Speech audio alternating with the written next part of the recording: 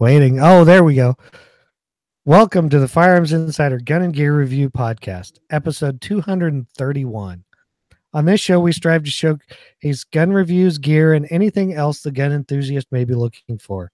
We strive to evaluate products from an unbiased and honest perspective. I'm your host, Chad Wallace from the Firearms Radio Network, your source for broadcasts for shooters, hunters, and all things firearms related. In this show, we'll be discussing rifles for the Zane in us. And tonight on the podcast, we have Rob, Zane, Tony. And Rob has stepped out right now. So if you don't hear from him for a while, you'll know why. No, I'm back. I'm back. Oh, he's back already. Okay. Well, since you piped up, what did you do in firearms? Yeah, since I got back from North Carolina doing the family thing, not a whole lot. I had some family come over and we were going to do some gun stuff, but then I kind of conned them into helping me put some stairs in my attic and some other stuff around the house. So I'm mad. Whatever works. Yeah. Don't come to my house. I'll put your butt to work. But at least I feed you good and I get you good and liquored. I mean, you can say whatever you want to call it. I don't think that's against the YouTube policies. Gotcha. Okay, so I guess we'll move on to Zane. He looks like he's not doing anything. I'm not doing much. I installed new sights on my carry gun. I put the Dawson precision chargers on there to fiber up. Adjustable? They're not adjustable. Well, the rear's adjustable for windage, basically by moving it to dovetail. But no, they're not adjustable. Put them on super thin front sight blade. Hey, don't be shooting your computer, okay? Nah, I'm not, and I'm not pointing a gun at you guys because you're on the other side of the internet. On the whole other side of the U.S. The other side of the internet. So I'm digging these thus far. Much thinner than the tritium sights I had on there before. So I like thin sights. When you get back to distance, it really starts to make a difference. After I capped them on, I don't have a sight pusher. I just tapped them in with a punch. Took it out to about 25 yards, and I'm just under an inch to the right at 25 with like a 4-inch group offhand. So I'm totally okay with that. I'm resting the gun, but not benched or anything crazy. Like supported, whatever you want to call it. Yeah. So I'm cool with an inch to the right at 25. Eventually I'll get a sight pusher from a friend and I'll take it out to 100 and I'll actually, push it over, but it wasn't worth tapping at that point. So right. Yeah, I'm with you with the thin front sight blade. I like a lot of Dawson's are. I do know next week I put a bunch of sights in the show notes, which you guys haven't got yet, just to talk about them because you were saying something about having a sight show. And so I figured I'd put a bunch of sites in there and we can talk about what we like and et cetera, et cetera. So that's coming up next week. Now, I'll tell you, this particular front sight is I think it's 0.105 inches wide, which is like super thin. And considering I had night sights on it before, which in order to house a tritium vial, yes, night sights have to be wide. There's no way around it. I shot that video. Wide. Yeah, and I shot that video a while back, and I'm making hits on a man-sized targets at 100 yards, with them. But still, I still want all the precision I can get. Honestly, I'm not convinced that night sights really offer that much of an advantage over other sighting systems. So I went with I have no more night sights on any of my guns anymore. Everything is fiber optic. Hey. Yep, I got True Glows on my Glock. So you want to know why I have night sights? because they Because you sent them can't to see me anything for else. review. Yeah. I mean, and look, there's nothing wrong with them, and we'll get into this probably more heavily next week. But there's nothing wrong with the night sight. I've not found them to be extremely advantageous under the lighting conditions and at which they are. Anyways, we'll talk about it more next week. Next week. I completely understand what you're saying. So I guess we'll move into what'd you do, Tony? Had a couple things exciting. Thursday we had the diversity shoot at Woodland Park Range. Had a lot of people out. If you checked out my Instagram or Facebook, you saw me firing 2 of the X-Tar AR pistols. They're the only ones actually legal in Jersey because of the weight restrictions we have on handguns. And that was fun. One fired and one broke. Range toy is a range toy. The other thing is we did the Minuteman Challenge. We hosted that at Fort Dix. That was a lot of fun. We did the pistol caliber carbine, and the event was hosted by High Point. Oops. High Point actually sent some high points out to be used during the contest. And we had a lot of pistol caliber carbines out there. We had the Ruger PC9. We had the Beretta Storm CX Storm. We also had the Kel-Tec Sub 2000. So pretty much the only thing we didn't really have that's, popular is the Tommy gun. We had one of our guys who had actual Thompson from Car Arms or whatever you want to call it, and Alan didn't make it out, which really sucked because we wanted him there too. And we didn't have any AR pistol caliber carbines. Did you have an MCX or whatever the SIG is? Nah, we didn't have that, and you still don't have a pistol caliber carbine. You have a pistol caliber pistol, Zane. So just stop with your pew-pew. Hey, delusional. I actually now have a pistol caliber carbine. Hey, welcome to the 21st century. I know. You had a sub gun before, right? You had a sub gun before. I still have that, but that's completely different. But yeah, I have that pistol caliber carbine now. So. Awesome. You know what I just realized? I was over on the chat screwing around with you guys. I just realized my avatar for when my video's not on is me working a 1911.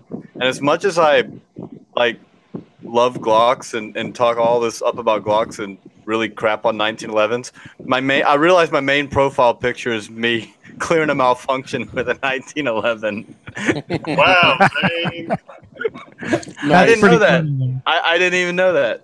Well, and what's even better is, I really like 1911s, but I'm going to go with you here, is that you're clearing a malfunction. I am. I was looking at the picture. I'm like, dude, I'm pretty sure I'm clearing a malfunction on a 1911 there. Yep. Well, I guess I'll go into what I did, which was load up a bunch of 9mm. I have every year, you guys have probably heard me talk about it. We have what's called the ABC House Match, and it's for a, child assessment center for child abuse. It's a charity match, and it's actually coming this Saturday. So if you hear this on Friday, come join us if you're local. Which I actually met somebody that listens to us. It's amazing, I know, and I think he's going to be there.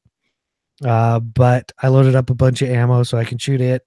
Still haven't decided if I'm shooting a handgun or that PCC because they pretty much allow anything as long as it's handgun caliber. So loaded up some ammo. That's about it. I have to turn my subgun on semi if I run it. That's the only problem. Yeah, I know. I know. I mean, they'd probably let me, but some of the stages you don't want to shoot on full auto. I will guarantee. That's the whole point. I will guarantee that. So, hey, yeah. I don't know what's more amazing: the fact that we have listeners, or the fact that people actually admit to listening to us. Well, and in the smaller area where I live, that somebody somewhat local admitted to listening to us. Wow. We truly are an international phenomenon. Yep. That's kind of what I thought. So a guy met me Sunday.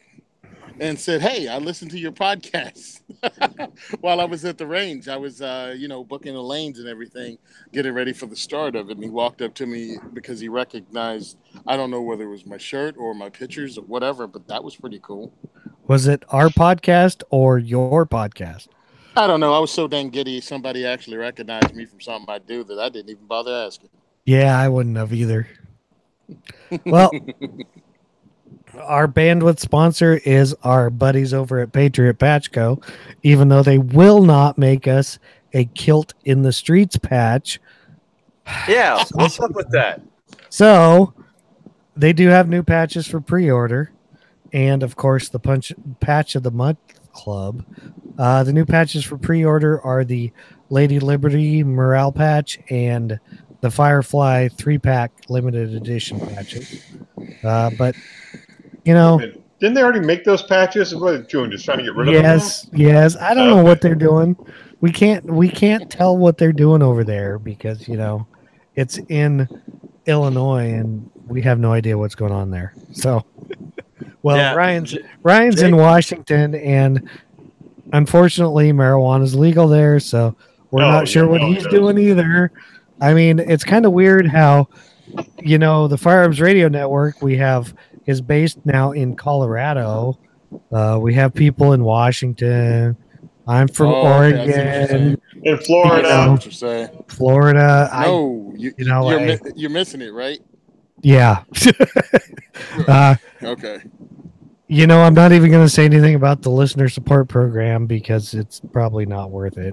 If you're shopping Amazon, use our affiliate link at firearmsradio.tv/Amazon. If you want to donate to the 2A4E diversity shoot, shop Black Bag Resources and use the code 2A4E, and anything you put in your cart with that code will go directly to Tony. What I'm going to do tomorrow morning on my Instagrams and my social media is put links to Black Bag Resources, the products needed to finish this AR build that we're going to raffle off. I'll just have the links there, and if you want to do it, go ahead, click on it, and you can clean it up. It's like what do you call that? Like a registry or some crap like that, because there's only a few parts needed. And I think nobody wants to sit there and send me 4 or 5 gas tubes or something silly like that. But he needs A2 pistol grips, baby. Oh, God, you guys suck. All right, whatever. If you want to send A2 pistol grips or buy A2 pistol grips, go ahead, funny guys. You'll build a rifle that'll have 50 pistol grips on it. You know what? I'll go ahead and put it out there. I dare you to buy me a pistol grip. There you go. Hey, I sent you a Timber Creek pistol grip that I heard you didn't even realize was a Timber Creek one until after you saw their stuff. Timber Creek they don't know. I don't throw anything anybody send me away to freaking give away. It might go in a bag and be given away. But the Timber Creek logo really doesn't look like a T. And I'm like, I don't even know what this is. It's like, it's a really cool logo, but it's like, what is this? So finally, when they gave me the parts they did, and I'm looking at the pistol grip they gave me, which is red, right, on the Rob's rifle. I'm like, hey, I recognize that logo from what Chad gave me. Yeah. Yeah, they're pretty cool people down there. So they are. They were and they are. I say down there because they're like, I don't know, 35 miles south of me or something. So, yeah. Well, way down south. Everybody's down there for you. Pretty much. Way down south in Oregon way. No, they're down south in Oregon way. Oregon. Okay, Rob, hit it. You're up. The views and opinions expressed in this podcast are those of the individual co-host and do not reflect the official policy or position of the Firearms Radio Network and or their employers. Viewer discretion is advised. This is especially true on live shows, especially true with the 4 yahoos you got tonight. Now, since we don't have a main topic because we're all a bunch of slackers, let's go on to the product discussion and talk about the Kaiser Shooting Products X7 Monarch. Yay, another AR-15 style rifle. Woohoo! Rob's not excited because I didn't put an AK-47 in the show notes. Oh, I like AR-15s. The problem is everybody and their brother's making them. Hey, this one's different. But this one's lightweight. Oh, it's a nothing fancy AR-15. No, it's a Zane and his reduced recoil. No. Reduced recoil. No. No, Okay. they put a 22 caliber AR-15, a 22 long rifle. That's the same AR-15. That's too much recoil. Okay. Well, since he told us what it is, the MSRP is $17.95 to $19.95, depending on which versions you decide on. Basically, it amounts to if you want a low mass skeletonized bolt carrier group or a titanium nitrided bolt carrier group. But basically what this is I put it in here not because it's lightweight so much, but it is an polymer lower and upper receiver AR-15, and it's standard 5.56 NATO. It weighs 4.5 pounds in the complete rifle. It is a polymer. It has aluminum inserts in the upper and lower, like where the barrel nut goes, where the receiver tube goes. So there's that. It does have a polymer ejection port cover. Like I said, the rifle, you can get it your choice of bolts, bolt carrier groups. It does have a Faxon gunner barrel, 16-inch and 1 1/8 twist. It is a standard 6-position mil-spec buffer tube with the Mission First Tactical Minimalist stock. So, I mean, it's got some standard parts even at that weight. It also has their pistol grip. It has basically the Kaiser US or Kaiser, I'm not sure exactly what it has. Their lightweight handguard. It is an M-lock. Standard parts kit. Standard charging handle pretty much. It comes with 1 PMag. Typically most people don't care for the polymer lowers, uppers. I figured I'd throw this in there because, hey, the way they did it with the aluminum pieces where you need them, I think it's a viable option. That's basically what I think. I mean, it's kind of like it's untested. There's no way to know if it's going to work or not. It may work great. It may be a piece of crap. But for that price, I can buy a Daniel's Defense, or I think even a Sons of Liberty, like for that price, or something that I know for a fact has a track record of not being a piece of crap. And I also think that the price is a little high for what it is. I'm not saying it's a bad rifle, but what I am saying is it has no track record whatsoever. Right. Look at your favorite pistols. He's not saying it's a bad rifle, but he's not saying it's a good rifle. Right. I mean, look at Zane's favorite pistols. Right, and I know They're sound plastic like, with. Yeah, I know I sound like one of the I sound like one of the guys from a 1911 guy from years ago who's talking about I don't trust in dang old plastic guns. Well, but, Tupperware, man, Tupperware. Yeah, but I don't know, for that price. And for this untested product, it's a solid pass for me. Pass for me. And I understand that. I mean, the price for me is, I'm actually with Zane. The price is too much for what we're getting with this rifle. Now, of course, you always have to pay some for price. Is it proven? No, there's not. It hasn't been around very long, so we don't know how long it will last. I mean, knowing a few things about plastics, they tend to be wear resistant depending on the types they are. So you may not have actually as much wear as you would in a aluminum rifle. Got a good barrel on it. Does have a good barrel. Yep. I'm guessing everything else. I like the gunner profile barrel. I think my next build's gonna have one of those.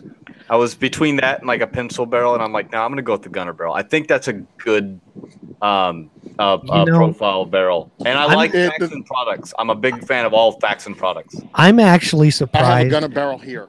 they didn't put the lightweight barrel in this. I am too, kind of. Nope. Here's the thing. Hold on. Here's the thing about lightweight barrels. Pencil barrels. They string once they get hot. They string shots. Well, but you got to remember, Tony, that they don't string shots near as bad as they did 20 years ago. Yeah, because but of barrel. Now, yeah. Because Faxon sent us. I have a gunner barrel right here, and it's going on a 2A4E build that we're going to raffle off. It's a good part. It's a solid part. I think it's a good profile to put on a barrel too. It's better than a government profile because it's heavy where it needs to be heavy, and it's not where it doesn't need to be. You mean they don't put all the weight out front where it can flop around? That's just ridiculous. No, because I need my M203 grenade launcher cuts. Well, if you have an actual M16, yeah, okay, I can understand that. But yeah, I get it. But yeah, I look at something like this, and it's to me, it's in the same. It's made of polymer. I myself have a polymer AR. It's a G-Wax lower, but it's not a G-Wax upper. It's a regular AR upper, and it's still lightweight. This thing has an upper and a lower like this, but also Robar has the very same thing. Robar has one of their super lightweight ARs. And then at the other end of the price spectrum, ATI has their version of the thing. They call it like the Onyx or Omni. I think that's what they call their polymer/metal upper and lower receiver or rifles. So a lot of companies out there have it. Does it have a track record? The all polymer direct copies of an AR-15 all have a track record of snapping. Yes. They just break. Yep. Plum Crazy was one of the ones that did it, and all of their stuff broke until people started reinforcing where the weaknesses were in the AR when you change over from aluminum to polymer. Now everybody knows where to reinforce it. They're reinforcing it where it needs to be. My thing is this. I understand where we're coming from with the price is really high for what you're getting because you're using polymer in the upper and the lower. We all know polymer doesn't cost that much. So I guess we're going with the R&D it took and the machining and everything it took. You're trying to make your money back. Plus you're buying third-party stuff. Like all of your furniture comes from Mission First Tactical. Right, yeah, but the handguard, which is theirs. Yeah, but even with that, like they're gonna get those handguards for way less than I can get it. Yep. Obviously, because they're cutting them a hell of a deal. Oh yeah.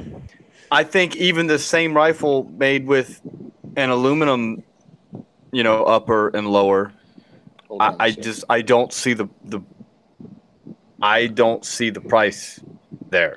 Well, I see what you're saying. Hold on, receiver sets. I want to look at what they're charging for the receiver sets. It's like $400 or something. Yeah, I think it's $399. What's his name? John Patton had this. We're talking about this on this week's Gun Collector. The Gun Collector. I'm sorry. It's funny. I haven't listened to that in ages. Mm-hmm. But it's funny how I put this in the show notes. Their stuff comes up. Are you sure you don't listen to them? I figure you're like a John Patton fanboy. Well, I've met him, but that doesn't mean I'm a fanboy. I'm a fanboy. I like John a lot. I like to say we're friends. I look at this like this, man. This thing is everybody knows. Excuse me. Most of us in the industry, and I do say us in the industry because we do this show and we talk about and deal with ARs a lot and shoot different things. Talk about the minimum entry price for a good AR. Not the minimum price for any AR, but a good AR. And we put that around what, $1,000 starting? Yeah, that's a solid start. I'd put it even me being the elitist, quote unquote. I'd even put it a little lower than that. I'd put it around $850. Nowadays, yeah, that's probably Okay, okay, fine. They want to be seen as something more than just the start. But I see what you're saying, Zane, because you go, they have no track record. But why not sell yourself and fake it until you make it and put a little bit more in there and be seen as quality on par with the stuff from Roll Bar, on par with stuff from Wilson Combat. Actually, yeah, right? This is kind of sort of Wilson Combat prices, right? Because Wilson Combat has a polymer rifle too, correct? I don't know. Tell you. But here's the problem with that. So there was this pistol from Croatia they tried to sell for $200 for years, and nobody bought it.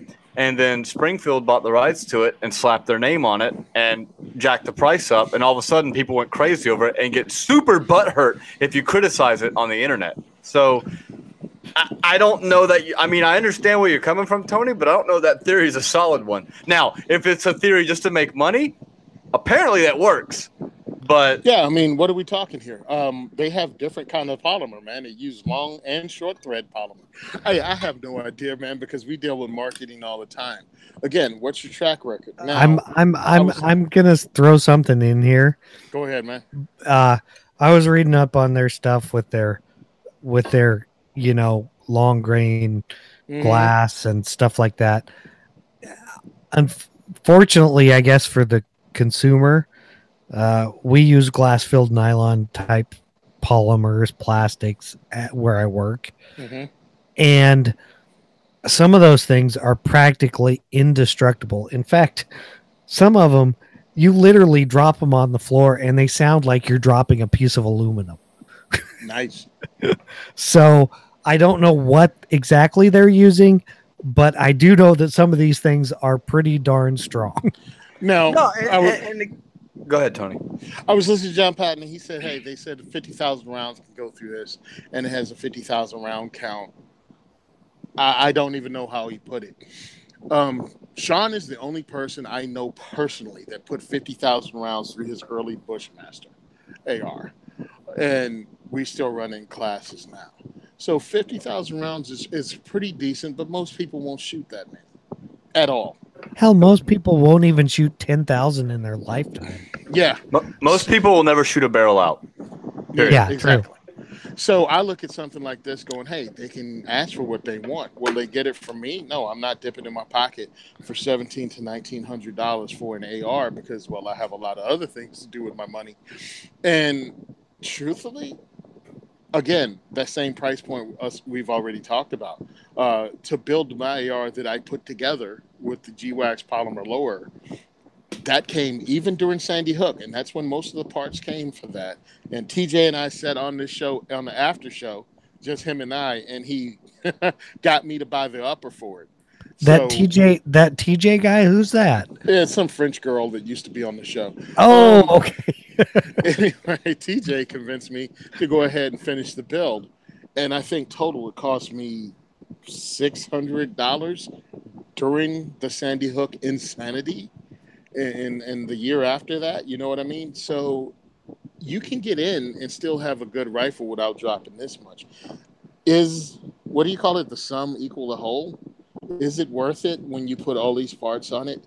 Is the titanium bolt carrier group, the light bolt carrier group, all of that really worth the squeeze? Is the juice worth the squeeze? Well, and here's the other thing, and when you're talking about the titanium bolt group or bolt carrier group and all that, get them, Zane, get them. That's all well and good, but how does that?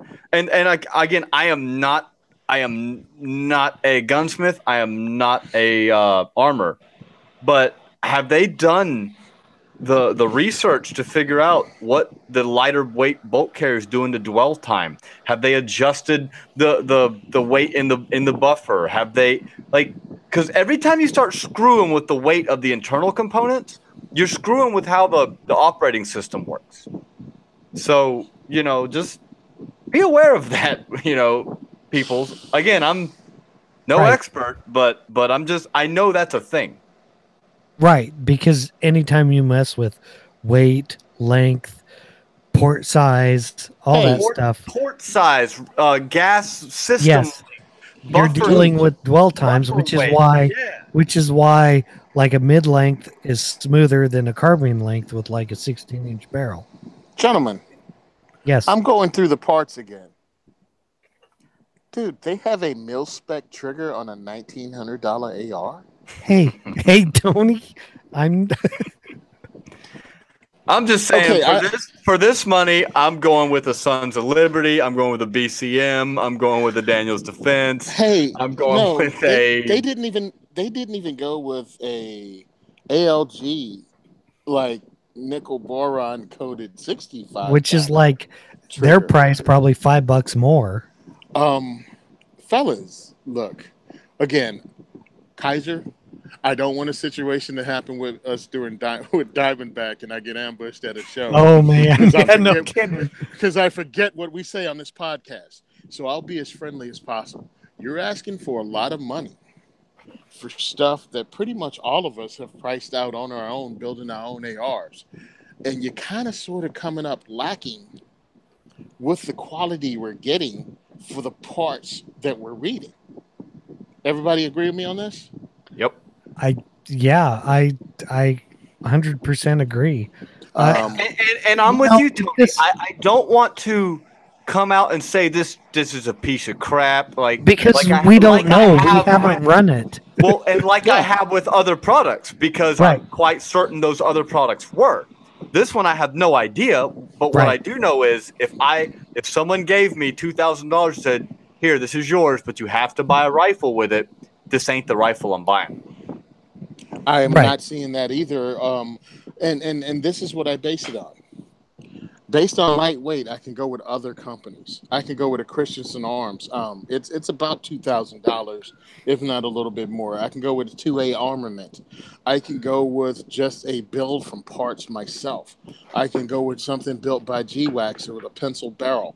There's a lot of different companies I can go with that has a lot of rounds to it by a lot of different people, and this does not have that. Now, I see up top, I didn't go through all of their about. I see they have a shooter who's on their shooting squad, their U.S. squad, but I don't know what that means. How many rounds goes through it? How beat up does it really get? You know what I mean? Right. So great, you have some people on your payroll that will say that's the greatest rifle ever, but really is it?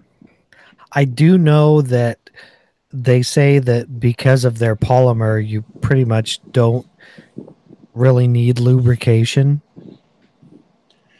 And to me, I understand what that means to me, because you're running steel or aluminum against something that's polymer. So there is that.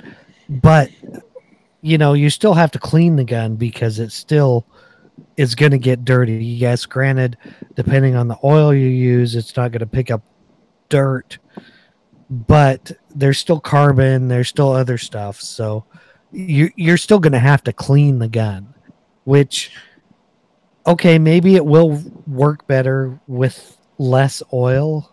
That remains to be seen. I really hope this works out for them. I have no experience with polymer guns or polymer ARs, rifles, I should say. But I've never known an AR to run better dry than it does wet. Right. And an AR might not be the thing you want to run around telling people that you don't need lubrication for, because of the history of the gun itself. Right.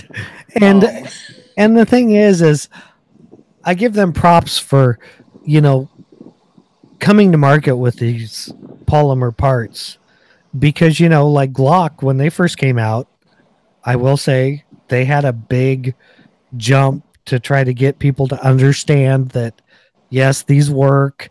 They're not going to fall apart. They have steel where they need them. And, I think the AR market's kind of the same. And I'm trying not to be that guy. I don't want to be that guy. I really don't. But exactly. And 30 years later, everybody, or 40 now, everybody wants me a FUD, because I won't shoot a polymer. Well, I hate to say this, but the youngest guy on the podcast is the only one being called a FUD. Well, again, I look at this and I think it'll run fine. I think it'll be a great rifle. I'm thinking you're asking a lot of money for something that, again, you have a lower parts kit that's mil spec. Dude, seriously. I mean, I know I'm just focusing on that one thing, but this falls into I'll go into a new restaurant and check out if their bathroom is clean or not, and that gives me some idea of how they run their business. Well, I'm looking at your lower parts kit, and I'm like, yo, dudes, you got some good parts here, but it's not adding up for the price you're asking. well, and the other thing, Tony, is so yeah, I'm sure it'll run just fine also, but so will an $800 Colt 6920 or a 850 FN. What or even for the average regular going out to the range plinker, so will a Smith & Wesson M&P 15 Sport. Right. My question though is, what makes this gun worth the MSRP? And they're not giving it to us. We just don't know. We don't know. I'm not seeing it. I'm looking at their articles. They're articles of guns that were built by people, so it's not this particular firearm. You know what I'm saying? They talk about build guns. That's what these are. And R&D is a thing. I'm sure they've spent a lot of money developing where to put the aluminum inserts and all that stuff. So I know that's a thing, and they got to recuperate their money. But again, I keep going back to the what are we getting for this price? So I really think they should send one of these out to Tony Simon in New Jersey. I have my FFL, and if we can't get it to me, we can send it to Sean Fisher in Pennsylvania, and get these guns out, and we put a bunch of rounds through it and use it in diversity shoots in PA, because that's what we're going to do this year, and maybe we'll find out.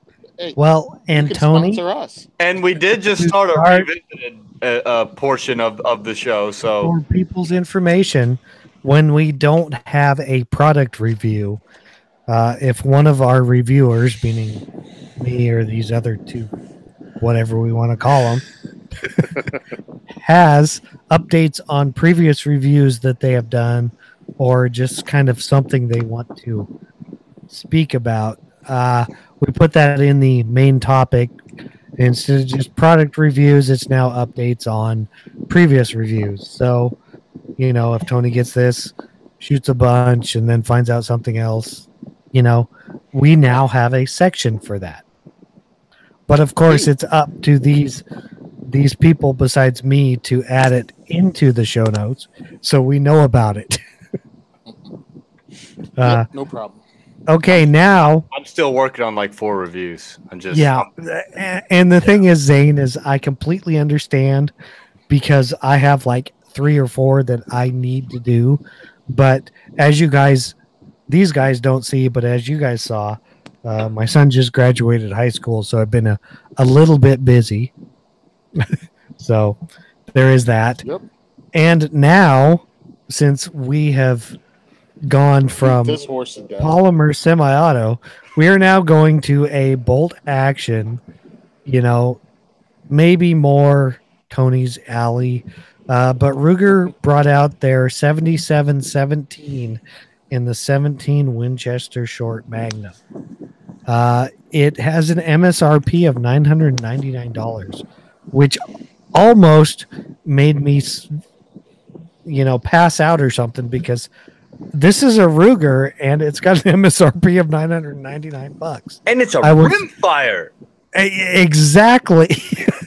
I saw this and I'm like, I like these rifles, but the price surprised me. But I'll go into the other stuff. Basically, it's their 77 in a 17 Winchester Short Magnum. It has a 20-inch barrel. It is 1 in 9 twist, which probably doesn't mean anything. It only weighs 5.7 pounds. The overall length is 39 and a quarter inches. The length of pull is pretty much the standard 13 and a half. It has their integral basic scope mounts, their 3-position safety. It has detachable rotary magazines, which, as you know, are pretty cool, and they always seem to work. Cold hammer forged barrel. Can we just take a minute to understand that cold hammer forged barrel is a basic barrel. That's like when companies advertise about the 2-wheel drive package on this here truck. It's like, now, Zane, okay. I did say it has their hammer forged barrel. I didn't say it had their super fantastic hammer forged barrel. I'm saying, companies put that in their description like it's a badge of honor. Like, that's your basic model. Like, that is the. You mean like that's the equivalent? That's the equivalent of charging you extra on your automobile because it has clear coat on the paint job? Yeah, exactly. Like if it's button rifled or something like that, let me know. But if it's cold hammer forged, like like that's what it's supposed to be. No, even if it's button rifled, you want to know if it's cut rifled. Yeah, well, I mean, I get so tickled when companies put that in their advertising, like it's a cold hammer forged barrel, and I'm like, oh, okay. It's a selling point, dude, and it's been working for years now. I guess I got a cold hammer forged barrel in every gun I own because I'm a cheap ass, like. Yep. R5 rifling. Exactly. There's not really much more to say about it. It does have a 90-degree bolt lift, which is kind of something. Yeah. I'd expect less, but okay. Yeah, really, when you think about it, where it sits, 90 degrees kind of doesn't put it that high. I didn't see anywhere where it said it was a threaded barrel, which kind of disappoints me. Which it should be. It should be. Mm-hmm. Although, are there rimfire cans out there rated for Winchester short magnum? Because I don't care, because any 5.56 can is. True. But 17 WSM is not 17 HMR. Oh, no. It's it's a screaming little round. You're talking about a 20-grain bullet at about 3,000 feet per second. It is like the 17 HMR Magnum, which even though HMR is a Magnum, it's I did a little research on the caliber, and apparently they used for the parent cartridge, they actually used a spit it out nail gun, a nail gun blank, like a nail gun blank to which is just insane to me because I've used those nail guns that use blanks, and I mean they'll shove a nail straight into like concrete like it ain't nobody's business. I've seen Happy Gilmore, okay?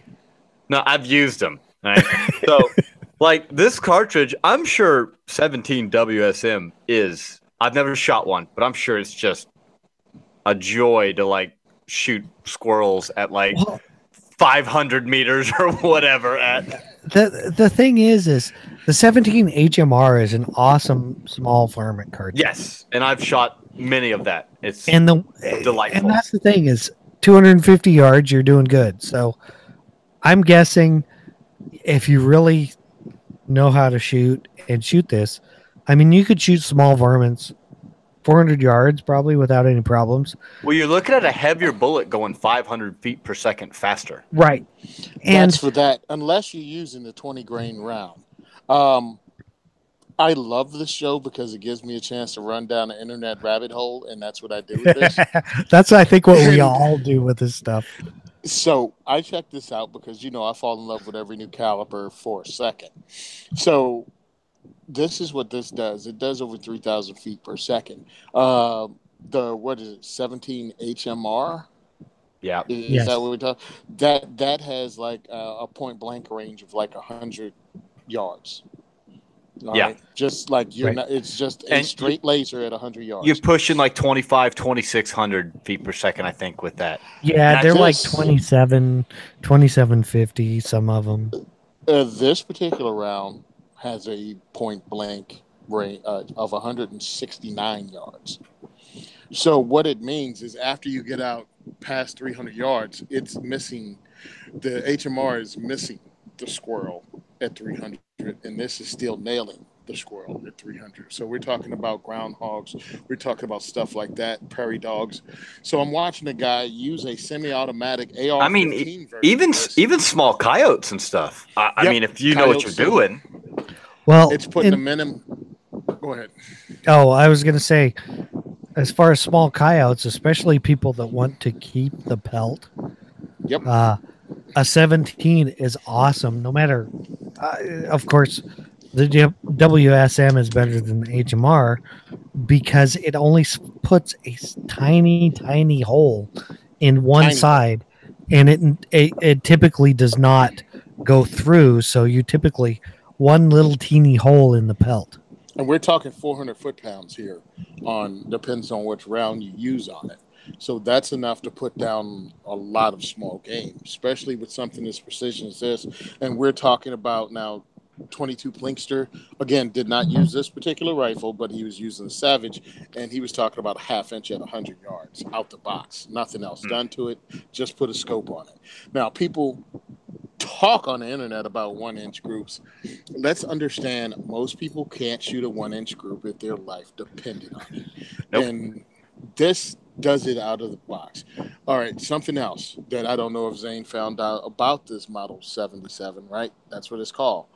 The 77 series from Ruger. The 77 series from Ruger is an improvement on the Mauser design. That is the hunting rifle of hunting rifles, but this is what may blow some people's mind. This was designed by the same dude that helped Eugene Stoner design the AR-15. Jim Sullivan actually worked for Ruger and helped him design this. So this is basically a weapon of war and should be banned because it's an assault rifle, right? It's a definite weapon of war and was used as an assault rifle as the basic design. This is an improvement on the basic Mauser design in a lot of ways. If you want to find out, look it up, because I don't want people's eyes glazing over. But understand, this has direct heritage to the guy that actually built the AR-15, the M16, the Stoner 63, the Ultimax 100. Like, this dude was on design, and the M14 and the Mini 14 with Ruger. So the guy who designed this has a definite prominence. It has a history. It was first designed in '68 and is made in a plethora of calibers. So this is just the newest one. It's a pretty rifle, but I still think they fall down by not having a threaded barrel for places that would want something like this. But it is their version of a heirloom gun. This is the top of the line from Ruger. This is one of the top-of-the-line guns from Ruger. Ruger has quality stuff at a lower price, but this one ain't it. This is Ruger's top-of-the-line stuff. If you wanted something else, you can probably get their American rifle, and that's cheaper than this. But you pass that American rifle down to your kids, it's just that. It's just a rifle. This is a 77 series Ruger. It's on a different level.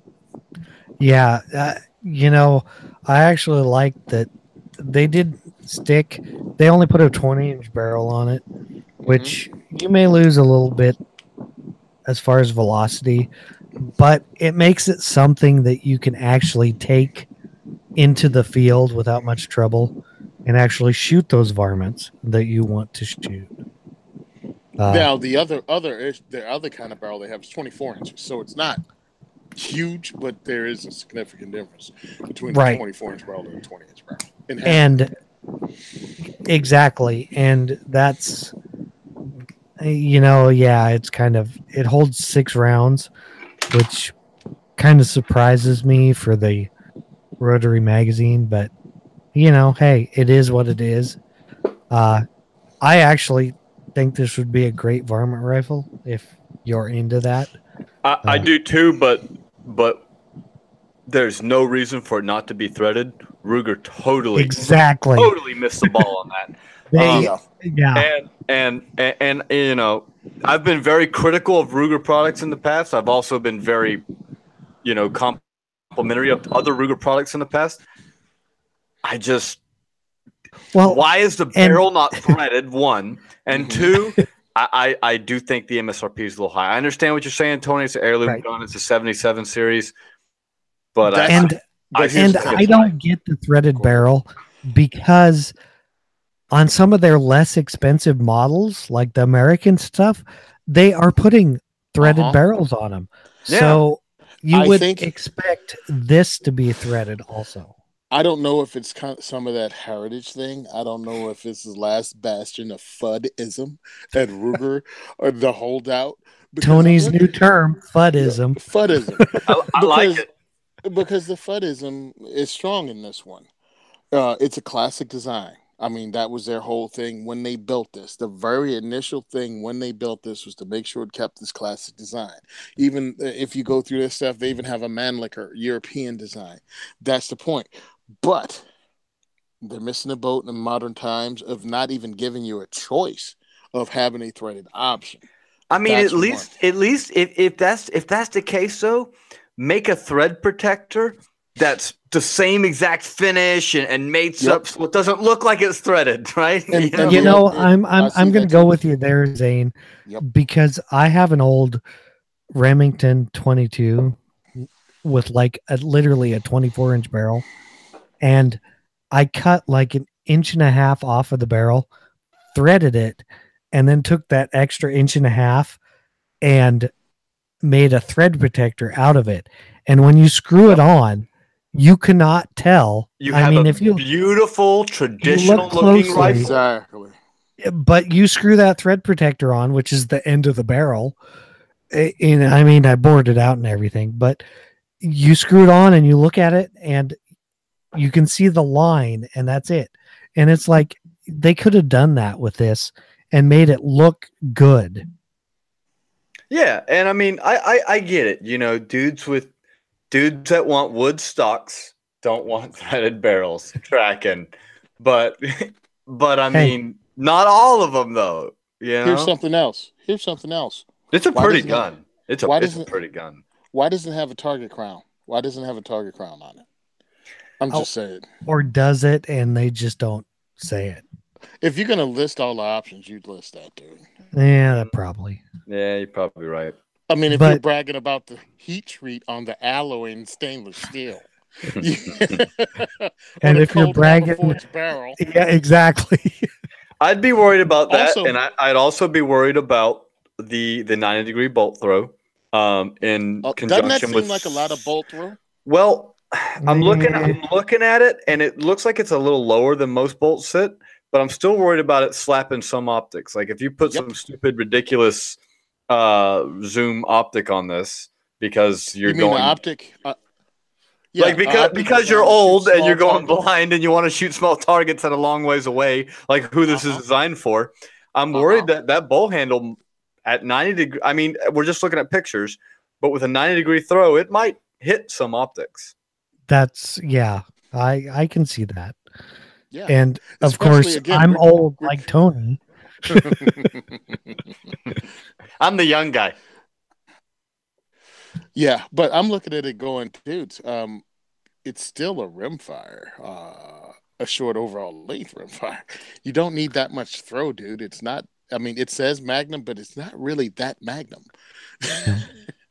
Yeah, I mean, you could probably long enough for those lugs to unlock. That's all you need, just to unlock it, and then 60 degrees, maybe.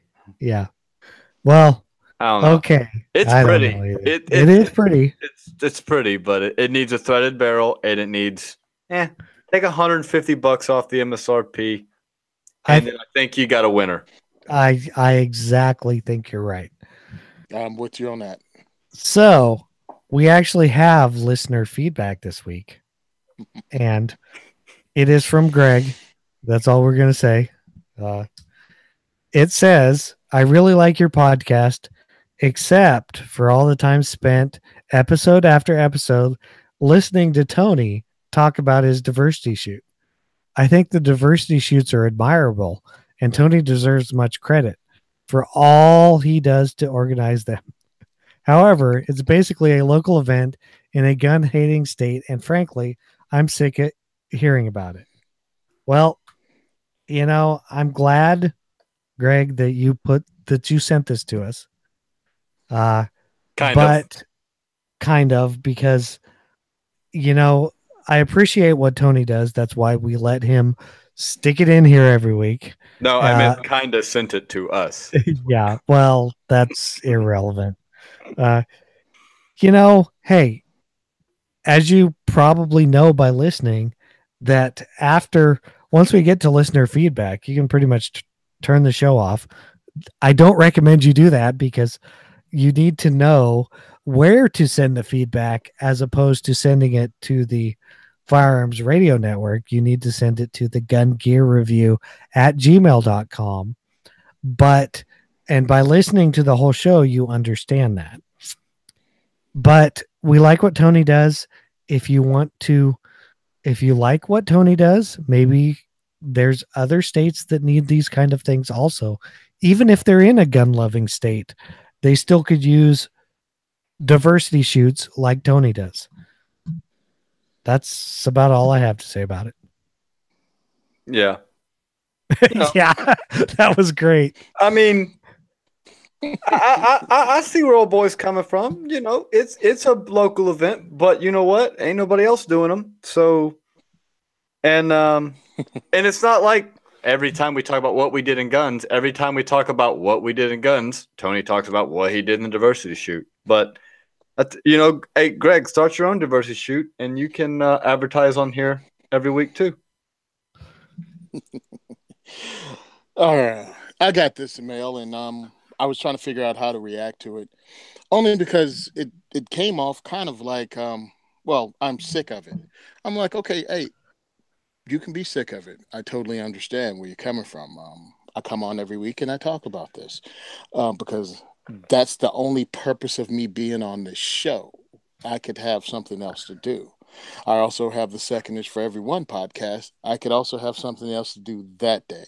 Also on Self Defense Radio Network doing a podcast. And all of this is promote the diversity shoot. So, yeah, I dedicate hundreds of hours every year just talking about this on podcasts. This is a local event. It's been in 2 different locations in Jersey. It's going to move to Pennsylvania this year. I also have people in New York State, people in Maryland, and people in Delaware that want to host this. So that's what I'm going to do. In 2019, I'm going to be traveling. And I'm going to make this more than just a local event. A problem with a lot of people in gun-friendly states is they sit on their butts and they think they don't have to do anything. They think that they're good to go, not understanding that people are running out of gun-friendly states like this one, and they're infecting other states around the country. They're flooding into Colorado. They're flooding into Nevada. They're flooding into Arizona. And they're changing those states from red Florida to blue. And they get and Florida, and they're ruining it in other places. And if you're going to sit on your butt and complain about just hearing about this one for about 3 minutes a show, you need to get off your butt and start something like this. I don't need you starting a diversity shoot. I don't want your name on my diversity shoot, Greg. But you can start your own thing and recruit people. If you want to help this particular diversity shoot grow, you can donate at PayPal at Second is for Everyone, or on our GoFundMe at Second is for Everyone. Or you can contact Sean at Black Bag Resources and actually purchase something and be given away at the diversity shoots. Like, I'd like to thank Ron Dew and Matt Dropko and Steven and Dave and Rhiannon and all those people that actually donated to our GoFundMe. If you want to hear about my Second is for Everyone podcast, you can hear it on Anchor, iTunes, Breaker, Castbox, Overcast, Pocket Cast, and Radio Public. That's for all the people that can stand it. If you can't stand this, I'm sure you bailed already. But again, if you want to help this grow, we're going to have to help this grow on our own. Bloomberg already said he was donating $50 million to shut down the Second Amendment in this country. He has other billionaires doing it. He has Facebook helping. He has companies helping. This is all grassroots and me and my friends and people that believe in what we're doing. You should do this in your own state. You don't have to organize something. Just get 2 or 3 people from work and take them shooting and introduce them to this. This is a big thing that we all need to be doing, because it's also not just introducing people to guns, but introducing Second Amendment politics. So because you wrote this letter, I've spent more time talking about the Second is for Everyone on this show than I've on any show on fire about this on any Gun and Gear Review podcast. So thank you for your input. I really appreciate it. And I decided to take your negative letter and turn it into a positive. So please, guys, go out and take someone shooting who's never been shooting before and expose them to the negative and expose the negative media narrative as a lie that it is, and grow the culture. Thanks, guys. Again, I appreciate you giving me the time every week to come on and talk about the diversity shoot. If you want to buy a ticket, you can go on to Eventbrite at the Second is for Everyone, or you can go to the Second is for Everyone Facebook page, and it has a link towards Eventbrite. You can also follow me on Simon Says Train on Instagram, Simon Says Train on Facebook, or just become my friend as Tony Simon on Facebook. All right. Thanks, guys. I really appreciate it, as always. Hey, Tony, you forgot they can go listen to your 2A for E podcast On diversityshoot.com. Never mind. You can actually download it on iTunes. Yeah, I gave all that, but you can also go to diversityshoot.com and see the rest of the year schedule. Really exactly. So if we love feedback. So thank you, Greg, for sending that in.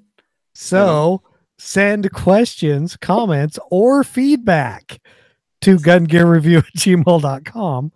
Remember to subscribe and leave us the iTunes review because we will mention it also.